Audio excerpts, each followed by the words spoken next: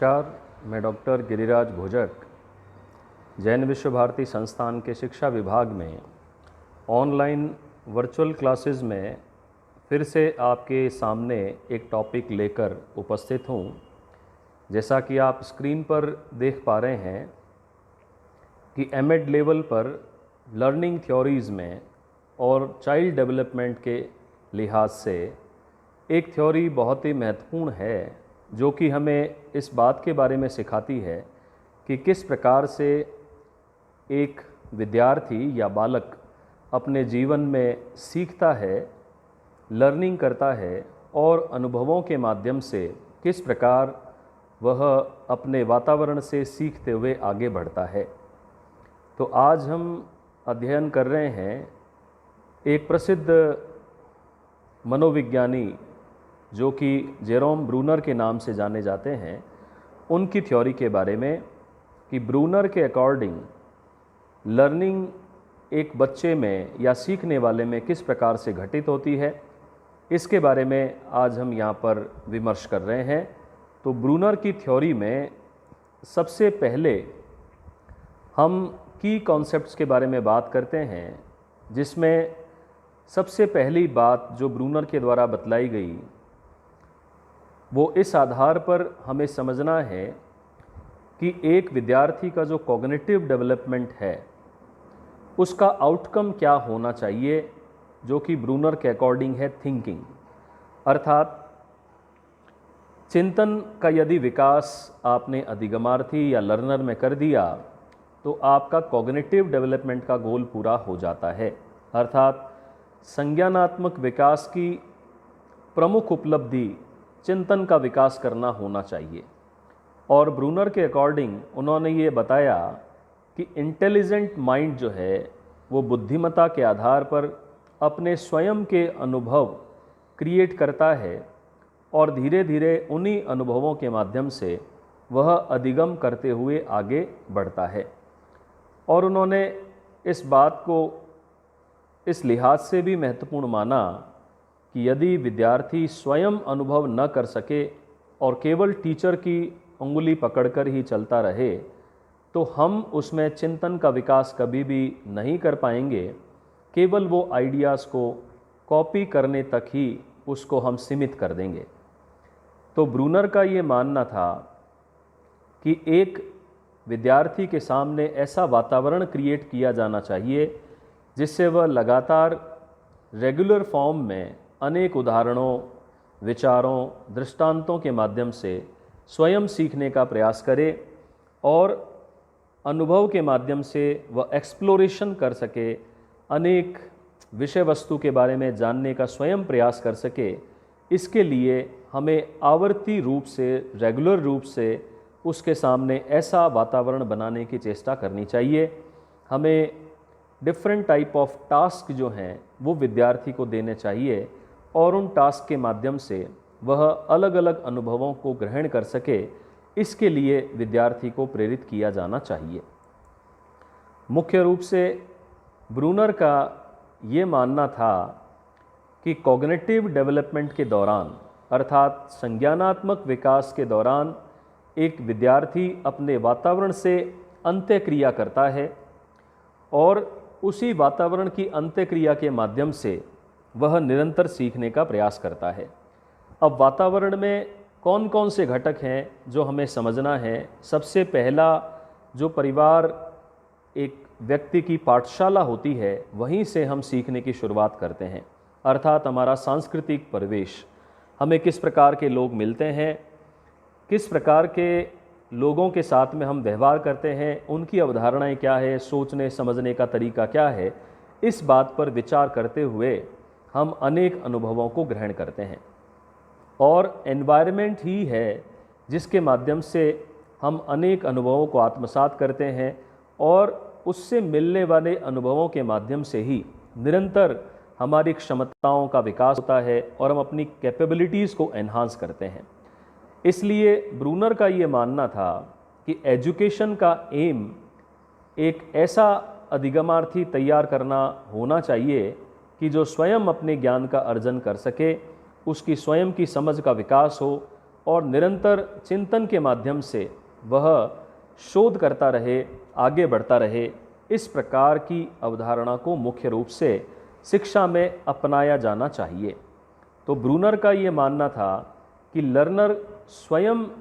प्रेरित होना चाहिए। ऑटोनॉमस लर्नर हमें एजुकेशन के माध्यम से तैयार करने हैं कि शिक्षा के माध्यम से हम केवल प्रेरणा दें, उनको एंथुजियाज्म दें, इंट्यूजिव लर्निंग के लिए प्रेरित करें, लेकिन सीखने का कार्य, खोजने का कार्य अधिगमार्थी स्वयं अपने स्तर पर कर सके, ऐसे प्रयास हमें करने चाहिए। तो इस प्रकार से कॉग्निटिव डेवलपमेंट यानी संज्ञानात्मक विकास के लिए ब्रूनर ने वातावरण को एक बहुत बड़ा कारक माना और वातावरण की उपादेयता के आधार पर उन्होंने ये बताया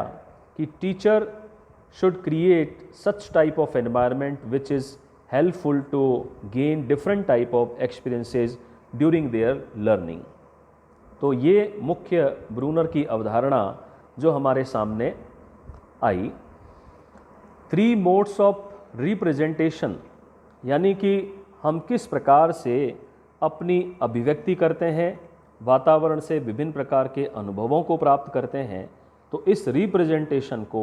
संज्ञानात्मक विकास के दौरान उन्होंने 3 प्रकार से हमारे सामने प्रस्तुत किया, जिसमें सबसे पहला आप यहाँ पर देख पा रहे हैं एनेक्टिव रिप्रेजेंटेशन, अर्थात सक्रियता। और इसकी प्रमुख जो उम्र के अकॉर्डिंग ब्रूनर का मानना था कि बच्चा जन्म से लेकर लगभग 18 महीने तक, अर्थात 1.5 साल तक ऐसे अनुभव ग्रहण करता है जिसमें वह स्वयं सक्रिय होता है और अधिकतम उसकी शारीरिक और मानसिक सक्रियता हम इस एज में देख सकते हैं। इसी प्रकार से दूसरी अवस्था में उन्होंने आइकॉनिक रिप्रेजेंटेशन को डिफाइन किया, दृश्य प्रतिमा, और इसकी अवधि इन्होंने लगभग 18 महीने से 24 महीने तक मानी है, अर्थात 2 साल की अवधि तक एक बच्चा जो है वो अपना संज्ञानात्मक विकास दृश्य प्रतिमा के माध्यम से करता है। तीसरा जो प्रकार इन्होंने रिप्रेजेंटेशन का बताया वह है सिंबॉलिक रिप्रेजेंटेशन, अर्थात संकेतों के माध्यम से सीखना या सांकेतिक रूप से सीखना। 2 साल की उम्र के बाद में जैसे जैसे कॉम्प्लेक्स एक्सपीरियंसेस ऑफ लर्निंग एक विद्यार्थी के सामने आते हैं, वैसे वैसे वह संकेतों से सीखने के लिए अग्रसर होता है और 2 साल के बाद में जो लर्निंग कॉग्निटिव डेवलपमेंट के दौरान होती है वह अधिकतर सांकेतिक रूप से एक अधिगमार्थी के सामने आती है। इसी प्रकार इसको हम और यदि विस्तार से देखना चाहें तो एनेक्टिव लर्निंग को हमें इस प्रकार से डिफाइन करना है कि ये एक ऐसा मोड है, a mode of representing past events through appropriate motor responses. इसको हम एक उदाहरण के माध्यम से यदि समझें तो हम पाएंगे कि एक बच्चा जो कुछ देखता है, जो कुछ छूता है या जिस किसी का भी स्वाद लेता है, वह निरंतर उसका अभ्यास करता है और अपने मन मस्तिष्क में एक प्रकार के अनुभवों को संचित करता है कि जिस व्यक्ति को मैंने पहले देखा यह वही है और जिस वस्तु को मैंने पहले छुआ यह वही है। तो इस प्रकार से वह अपने भूतपूर्व अनुभवों के रिपीटेशन को बार बार करते हुए सीखने की प्रक्रिया में आगे बढ़ता है और एप्रोप्रिएट मोटर रेस्पॉन्सेस जो प्रस्तुत करना है वो इस उम्र में अधिकतम देखने को मिलता है। और इसी के वशीभूत आप देखें कि एक बच्चा जो है वह सक्रिय रूप से शारीरिक गतिविधियों में हर समय जो है वो व्यस्त रहता है। आप उसके हाथ, पाँव, आँखें और संपूर्ण शरीर आप ऐसा माने तो उस समय इतना वाइब्रेशंस उसके अंदर होते हैं कि वह प्रतिपल सक्रिय रहकर अधिकतम वातावरण से सीखने का प्रयास करता है। वह जिस चीज़ को देखता है उसके प्रति उसके एक्सप्रेशंस होते हैं। किसी को देखकर वह रोता है, किसी को देखकर वह हंसता है और किसी को देखकर वह चिंतन में चला जाता है कि क्या यह वही व्यक्ति है जिसे उसने पहले देखा हुआ है। तो इस प्रकार से ज़्यादातर मोटर रेस्पॉन्सेज जो हैं, यानी कि कॉग्निटिव डेवलपमेंट की यदि हम बात करें, क्रियात्मक विकास की यदि हम बात करें, तो यहाँ पर फिज़िकल रूप से एक विद्यार्थी या लर्नर या छोटा जो बच्चा है वह भी एक लर्नर ही है, तो वह अपने मोटर रेस्पॉन्सेस के थ्रू अपने सीखे गए अनुभवों को हमें रिप्रेजेंट करता है। इसे हम एनेक्टिव लर्निंग का एक मीडियम या रिप्रेजेंटेशन का मीडियम मान सकते हैं। इसी प्रकार अगली अवस्था को यदि हम और डीपली देखें तो इसे हम आइकॉनिक फॉर्मेट में यहाँ पर अपने सामने देख रहे हैं कि information is stored visually in the form of images. तो संज्ञानात्मक विकास के दौरान जब कोई भी विद्यार्थी या सीखने वाला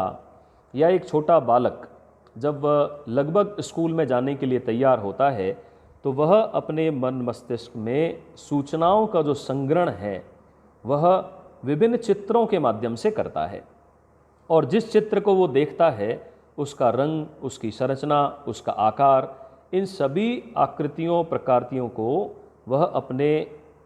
मेमोरी में स्टोर करता रहता है और इसके माध्यम से सीखते हुए वह संज्ञानात्मक विकास के लिए प्रेरित होता है। तो इसीलिए आप देखें कि हमारी पाठ्यचर्या में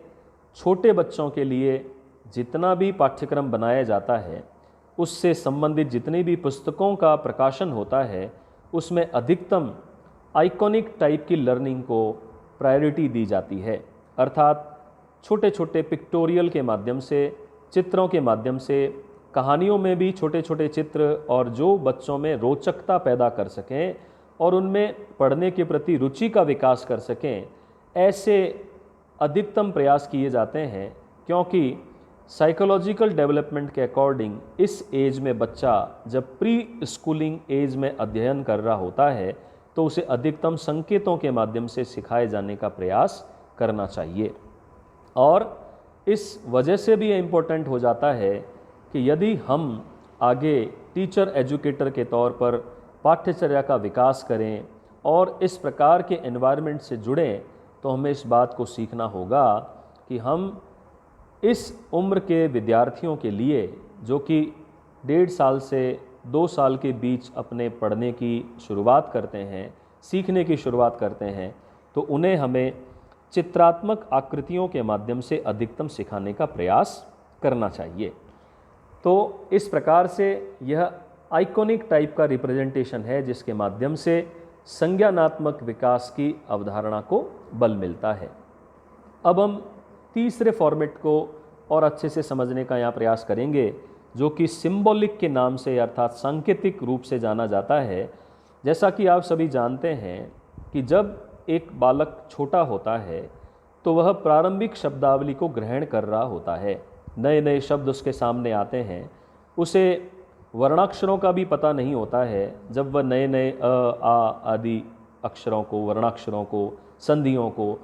अलग अलग हिंदी के और इंग्लिश के वर्ड्स फॉर्मेशन को सीख रहा होता है, तो उस स्टेज में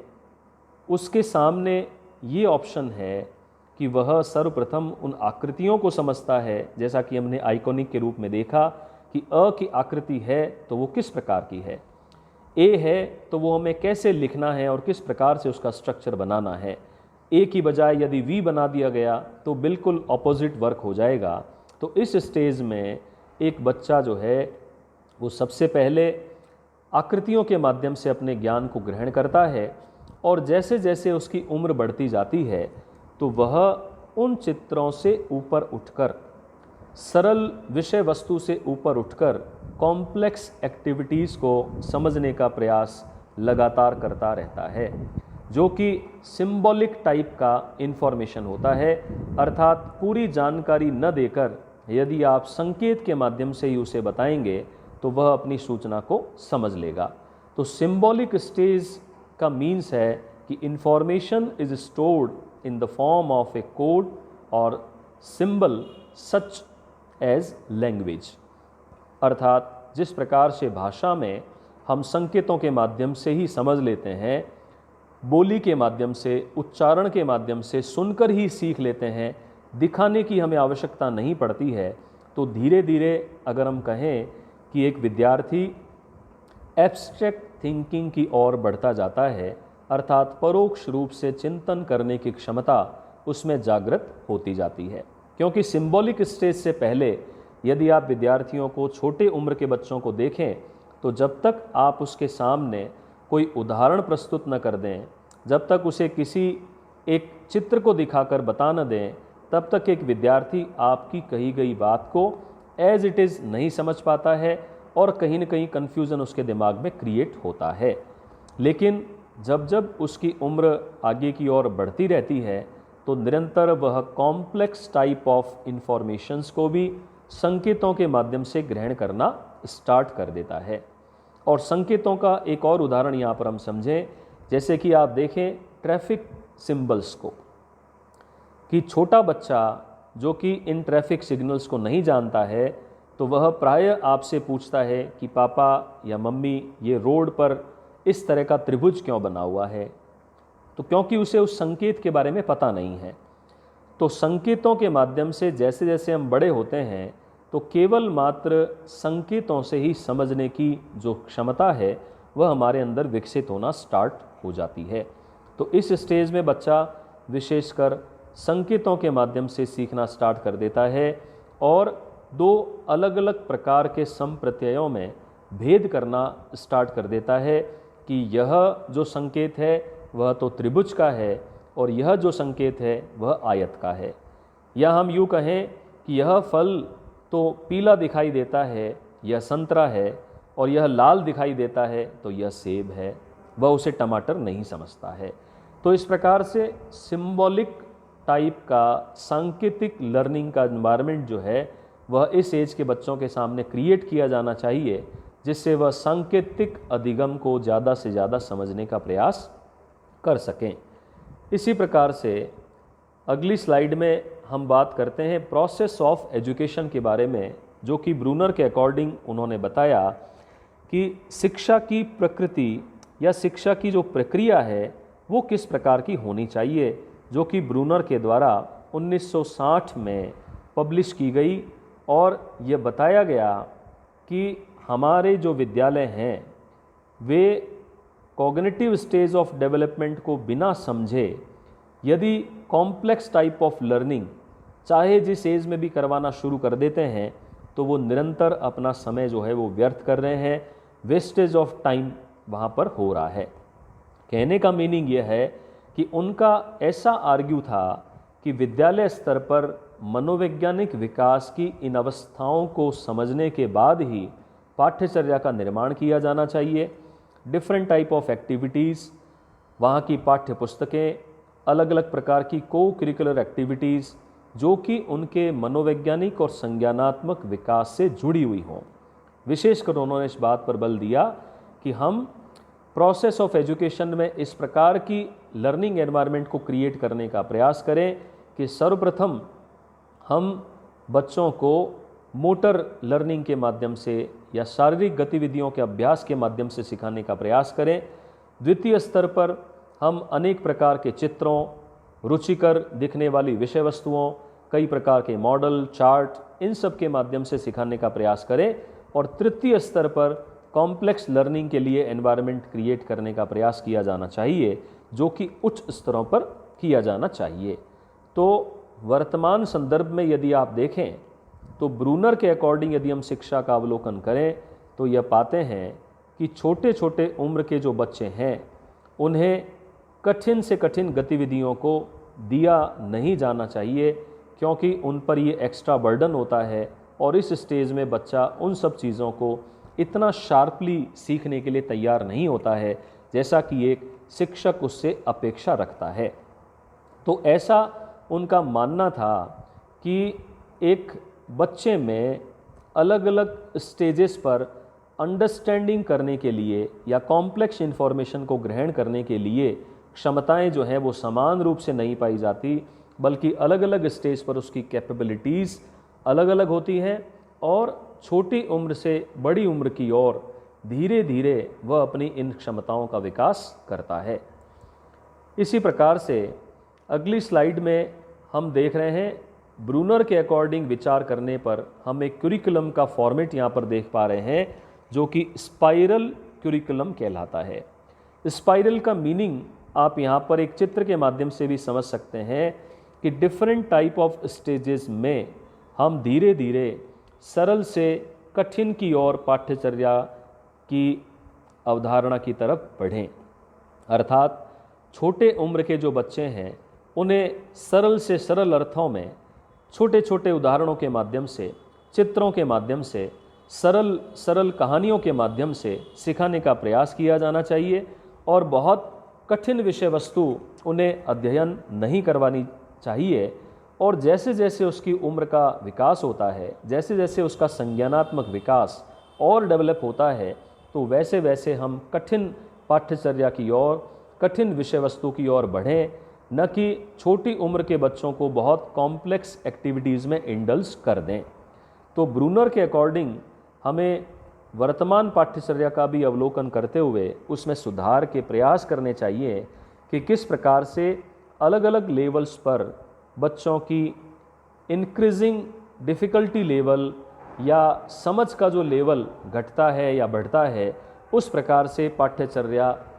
को हमें फॉलोअप करना चाहिए और उसके निर्माण के लिए प्रयास करने चाहिए। इसी प्रकार से यदि हम बात करें ब्रूनर के अकॉर्डिंग लर्निंग का एक टाइप जो उन्होंने इस पर विशेष एम्फासिस किया, बल दिया,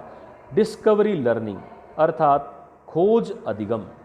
बच्चों को एक्टिविटीज़ के माध्यम से ऐसा वातावरण प्रदान किया जाना चाहिए कि वे स्वयं खोज के लिए प्रेरित हो सकें और अलग अलग गतिविधियों के माध्यम से सीखने का प्रयास कर सकें। क्लासरूम को केवल मात्र एक तरफा टीचर के लिए सक्रियता का माध्यम न बनाते हुए क्लासरूम को पूरा वर्कशॉप बनाया जाए। वहाँ पर एक ऐसा एनवायरनमेंट हो जिसमें बच्चों के लिए बहुत सारे सामान हो, वे अपने हैंड्स ऑन एक्टिविटीज़ को कर सकें, चीज़ों को कहीं न कहीं मैनिपुलेट करें, जोड़ तोड़ करें और अपने स्तर पर नई नई चीज़ों को कंस्ट्रक्ट करने का काम वो करें। तो डिस्कवरी लर्निंग इस बात पर एम्फासिस करता है कि स्वयं खोजने के लिए विद्यार्थी को किस प्रकार से प्रेरित किया जाए। और जैसा कि हमने कंस्ट्रक्टिविज्म के माध्यम से भी पढ़ा कि विद्यार्थी अपने ज्ञान का निर्माता स्वयं है, तो ऐसी एनवायरनमेंट जो कि विद्यार्थी को खोज करने के लिए प्रेरित करे, ऐसे एनवायरनमेंट को क्रिएट करने का प्रयास करना चाहिए। चाहे वह विद्यालय हो, महाविद्यालय हो, डिस्कवरी लर्निंग को प्रमोट करने का प्रयास किया जाना चाहिए। इसी प्रकार अगले स्लाइड में जो हम बात कर रहे हैं कि टीचर का रोल किस प्रकार का होना चाहिए, तो ब्रूनर के अकॉर्डिंग उन्होंने टीचर के रोल को इस प्रकार से डिफ़ाइन किया कि टीचर जो है वो पूरे टीचिंग लर्निंग प्रोसेस में एक फैसिलिटेटर ही होना चाहिए। अर्थात वह केवल सूचनाएं प्रदान करे और जहाँ पर बच्चों को कोई प्रॉब्लम आती है उसे गाइडेंस के माध्यम से समाधान करने का प्रयास करे। तो एक फैसिलिटेटर के रूप में ही टीचर की भूमिका होनी चाहिए। और एक अच्छा टीचर वह कहलाता है जो विद्यार्थियों को स्वयं खोज के लिए प्रेरित करता है और अपने लेसन्स को इस प्रकार से डिज़ाइन करता है कि जहां वह केवल सूचनाएं ही प्रदान न करे बल्कि साथ ही साथ में सूचनाओं को खोज के साथ में कैसे जोड़ा जा सकता है, इसके लिए भी विद्यार्थियों को वो प्रेरित करे। टीचर इन्फॉर्मेशन दे और वह इस प्रकार से गतिविधियों का आयोजन करे, प्लान्ड एक्टिविटीज़ करे, जिसके माध्यम से विद्यार्थी नित्य नए ज्ञान को प्रसारित करने और ग्रहण करने के लिए तत्पर हो सकें। तो टीचर का रोल उन्होंने मुख्य रूप से एक फैसिलिटेटर का बताया जो सहायता प्रदान करे, एक फ्रेंडली एनवायरनमेंट क्रिएट करे और एक एज ए फ्रेंड जो है बच्चों की समस्याओं को सुने भी और साथ ही साथ उनका समाधान करने का भी वो प्रयास करे। तो इस प्रकार से ये ब्रूनर की थ्योरी हमने बेसिकली इसके कुछ कंपोनेंट्स पढ़े और इसकी रिलीवेंस और कैरेक्टरिस्टिक्स को यदि हम देखें तो उन्होंने इस बात पर बल दिया दो प्रकार से कि एक विद्यार्थी का व्यक्तिगत विकास किस प्रकार से हो और साथ ही साथ में सामाजिक विकास जो है वह किस प्रकार से हो। इस पर भी उन्होंने अपनी बात कही कि व्यक्तित्व विकास में इंट्यूजिव थिंकिंग यानी चिंतन स्तर को बढ़ाने का अधिकतम प्रयास किया जाना चाहिए कि एक विद्यार्थी केवल विषय वस्तु को मेमोराइज न करे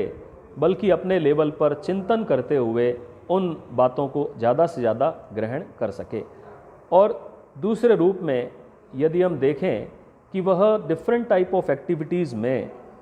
एक्टिवली पार्टिसिपेशन करे, उसका पूरा जुड़ाव हो क्लास के साथ में, और वह अलग अलग हैंड्स ऑन एक्टिविटीज़ के साथ में जुड़कर स्वयं सीखने का प्रयास कर सके। और साथ ही साथ में उन्होंने ये बताया कि टीचर को भी एक ऐसा एनवायरनमेंट क्रिएट करना चाहिए कि जिससे वह अपने पूर्व ज्ञान का संबंध नवीन ज्ञान के साथ में सहसंबंधित करते हुए प्राप्त कर सके। ऐसे प्रयास किए जाने चाहिए। और इसी के साथ ईजी स्ट्रक्चर ऑफ कंटेंट को हमें ध्यान रखते हुए ऐसे कंटेंट को क्रिएट करना चाहिए जो छोटे बच्चों के अकॉर्डिंग हो, स्कूल लेवल पर स्कूल के अकॉर्डिंग हो, तो हायर स्टैंडर्ड में हायर स्टैंडर्ड के अकॉर्डिंग हो। इस बात पर भी उन्होंने बल दिया। और साथ ही साथ में उन्होंने टीचर के लिए यह भी बताया कि टीचर को ये क्लियर होना चाहिए कि बच्चे का कॉन्सेप्चुअल बैकग्राउंड किस प्रकार का है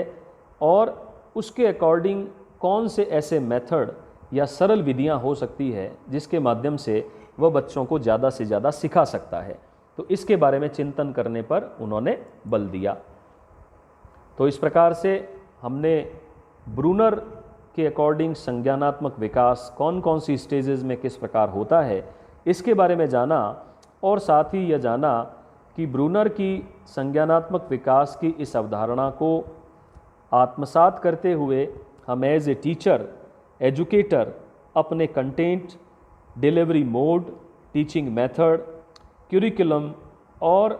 क्लासरूम एक्टिविटीज़ में किस प्रकार से चेंज कर सकते हैं, इस पर हमें विचार करना चाहिए। तो आज के लिए